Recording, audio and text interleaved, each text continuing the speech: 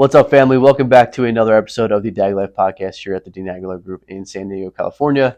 Today, my guest joining me is Shahlo Mirazizova, here a part of the team, and I'm super excited to sit down with you, get to know a little bit more about you, your journey, obviously from being outside of the U.S., and learning a little bit more about your journey into real estate and just life as a whole. So, again, do me a favor and just tell me a little bit about Shahlo and your life and kind of where you're at in your career. I'm in a very beautiful place right now. Okay. I'm enjoying being in this team. It started everything spontaneous.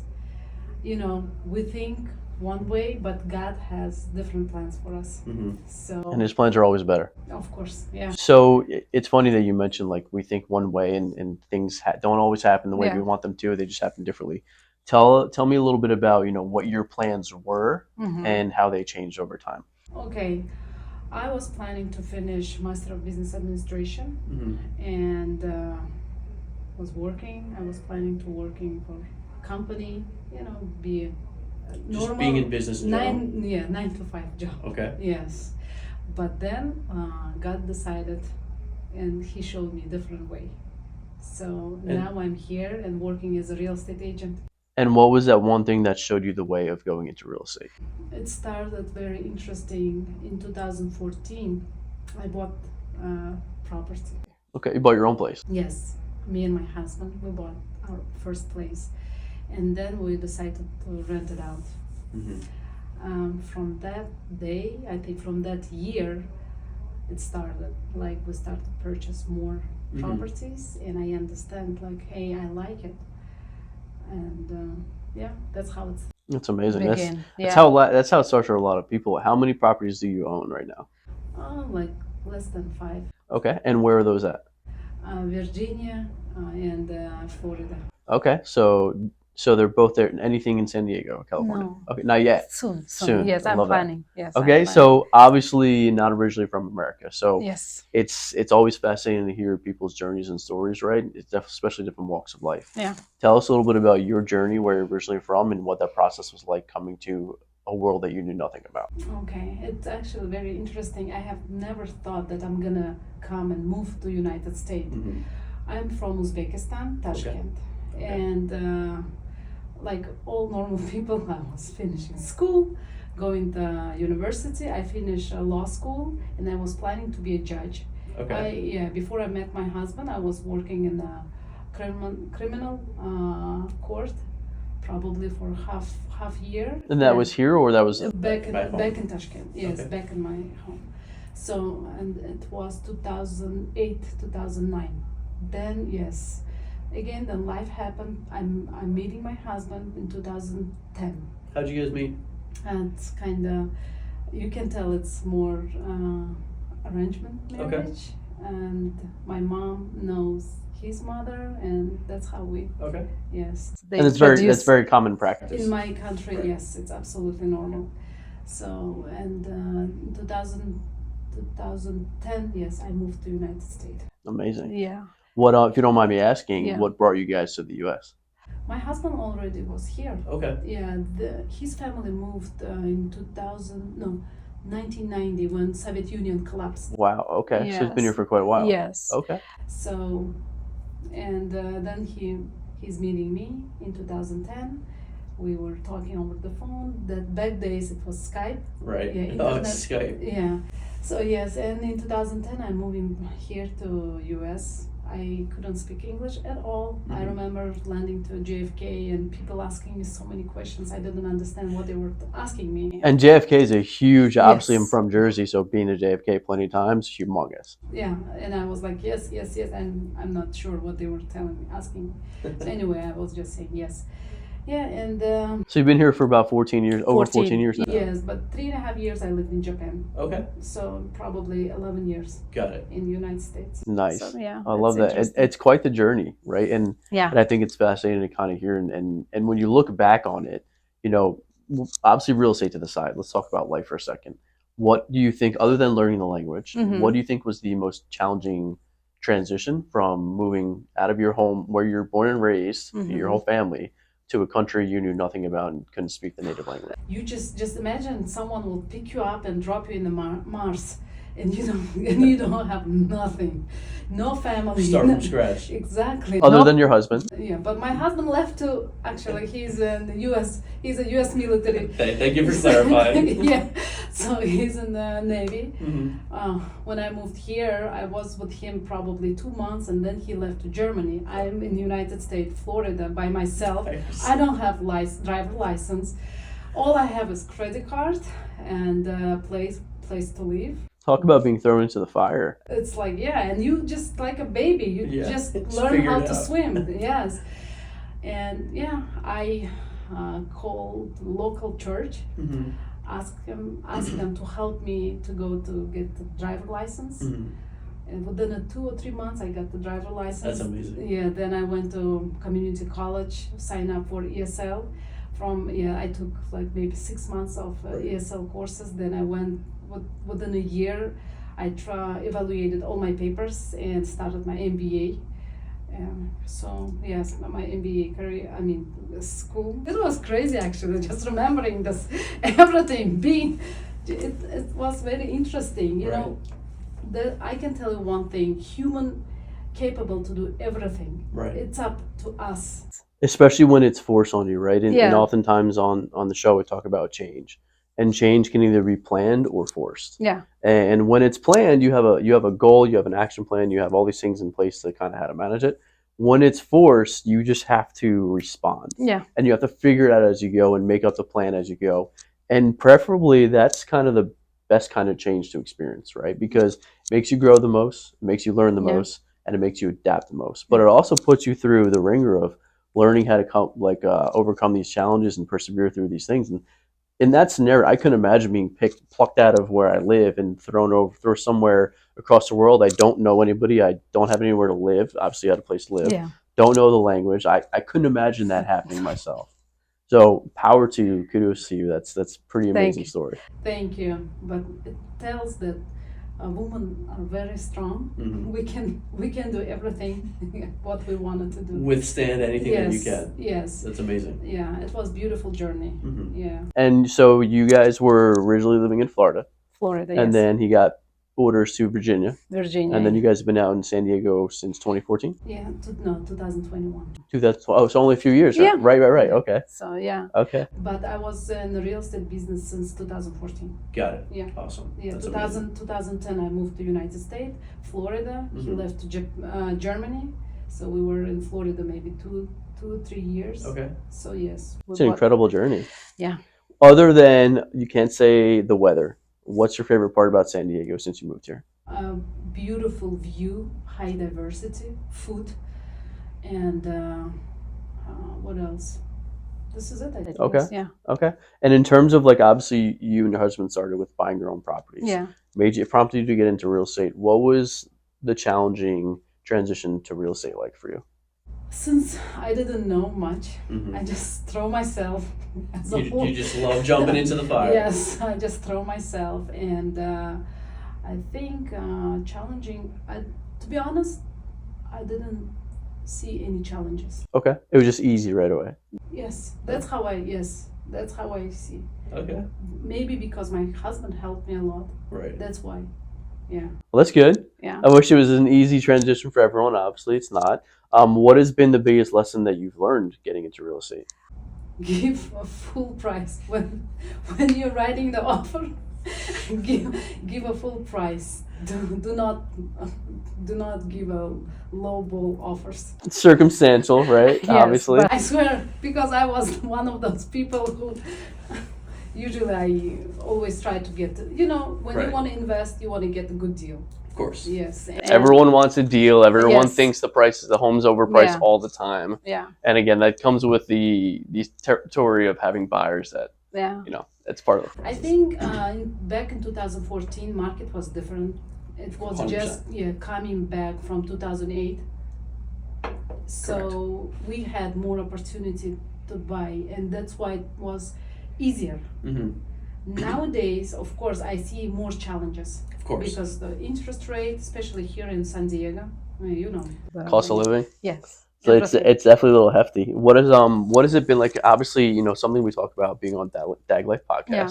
We talk a lot about the team. And I say to everyone, I'm very biased. I've been on the team since I got into real estate. I have no reason to ever leave. I'm taken care of. It's family. This is, where I'm going to be for my in perpetuity for real estate career for me. You found yourself getting gravitated towards a team from a friend of yours. Yeah. Tell me a little bit about what ultimately made you choose the Dean Aguilar Group as the place for you to call home for the foreseeable future. I remember when I came first time. I think it was a role play meeting, and I love the energy. I love how everyone is natural, and it made me feel like I'm home. It's like a family. I love that. Yeah, yes, that's what I get, that vibe. That's why I decided to join.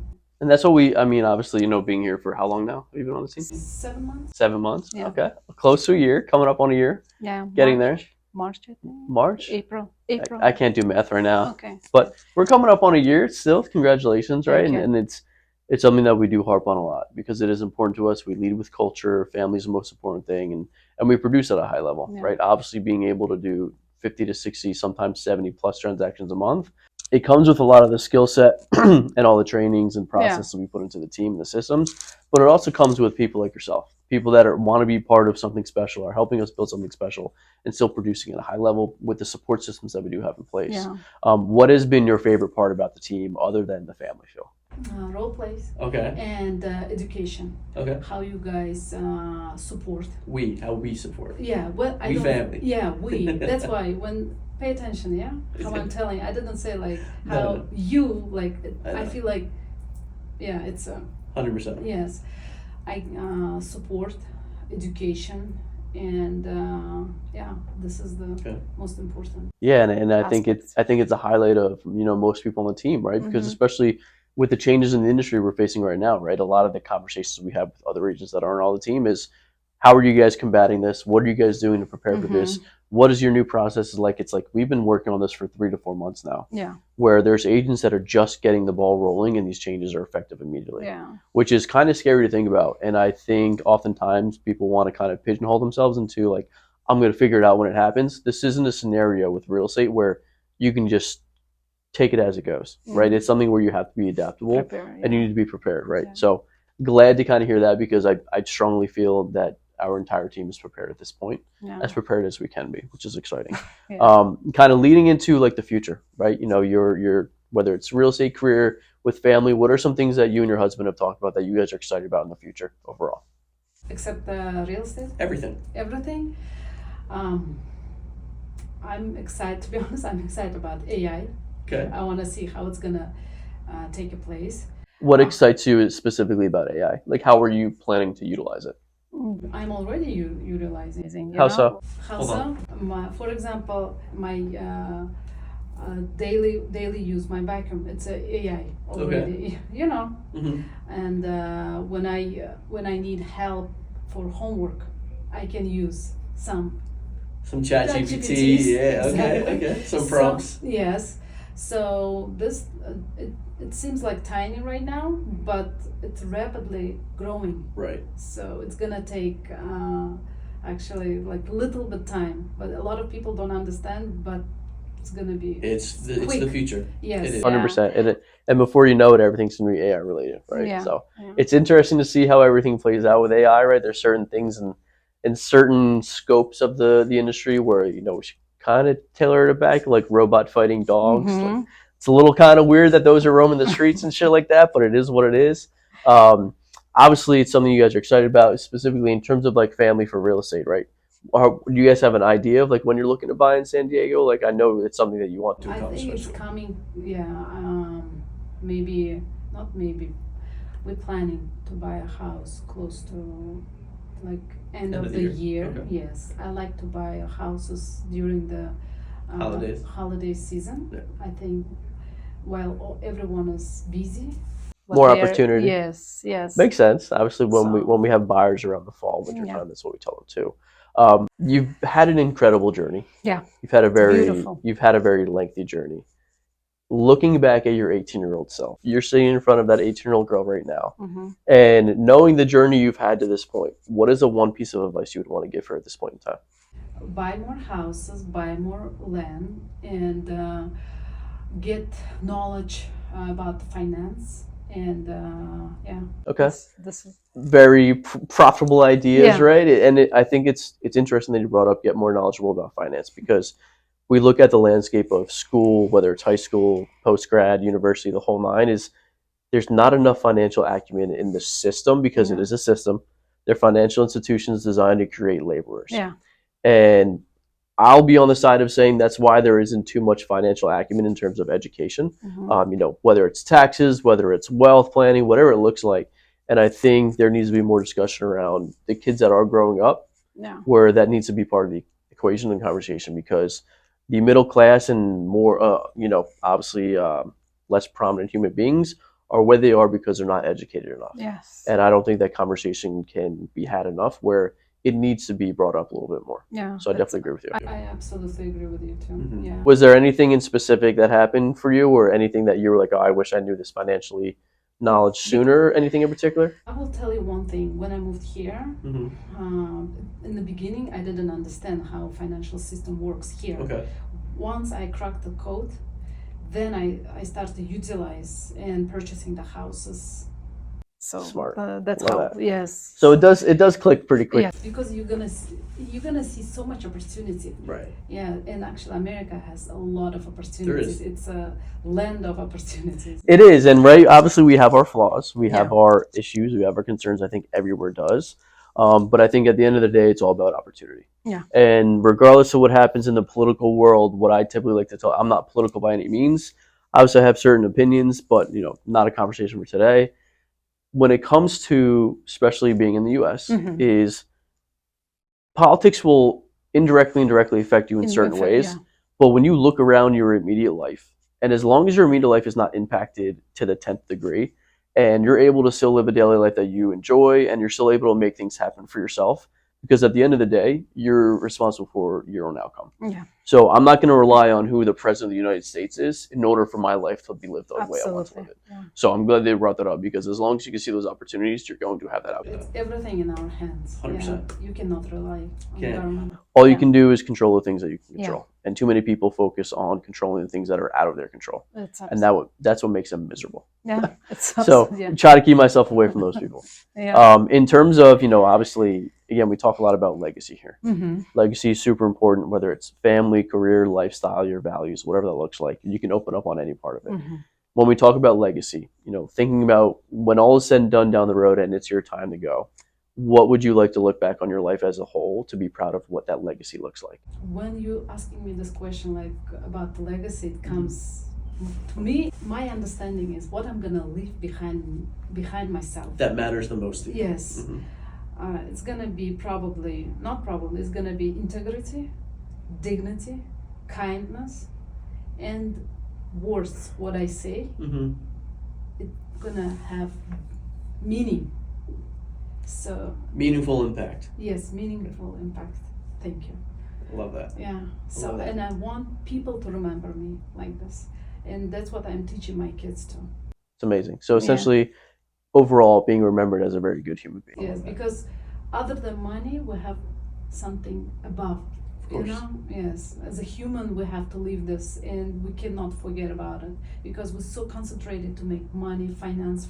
It's all about everyone about them. It's just going around in a circle, and I agree. Right, we have to live with a lot more grace, lead with a lot more grace, and just live with a lot more kindness in the world. And obviously, in the world we live in today, it's not necessarily always the case, but you can always find some kind of grace and gratitude and kindness in everything that you do. Yeah, I can resonate with that. Well, so yeah, cool. Thank you. Before we wrap up, is there anything you want to talk about that we can revert back to? I think pretty much. Do you feel better than the last? Do you feel it too? Yeah. Yeah. You were much more natural. Yeah. You just let it flow. I was like, okay. Proud of you. And cool. It's not too sticky. It's not. Not You're sticky, good. No, you're great. Thank God. Yeah, because I didn't want to say like exactly how many houses I have. Yeah, about Bitcoins and all this. I don't want to. Yeah, I want to reduce everything what I have. Yeah. And actually, I want to remove all my names from houses. LLC. I have part of them are removed, but some of them are still. You'll get it out. Yeah. Cool. I'll do the. Okay. Okay. Thank you guys for watching another episode of Dag Life Podcast. See you next time. Thank you. Thank you.